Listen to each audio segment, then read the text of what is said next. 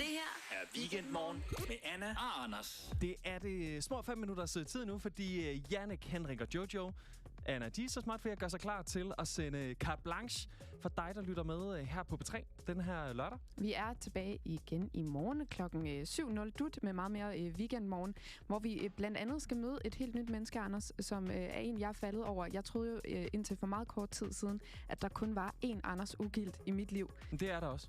Det viser sig simpelthen, der er en anden.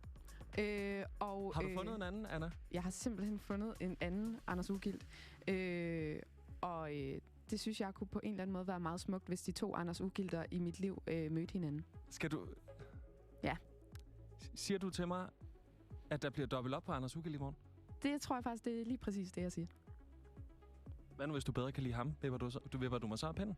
Ja, jeg synes godt, du kan begynde at svede lidt. Det kunne jeg lige forberede dig på at være den allerbedste version af dig selv i morgen i hvert fald. Okay, så dobbelt op på Anders Ugilt i morgen. Yes. Jeg kan sige så meget, at vi dykker ned i både den socialdemokratiske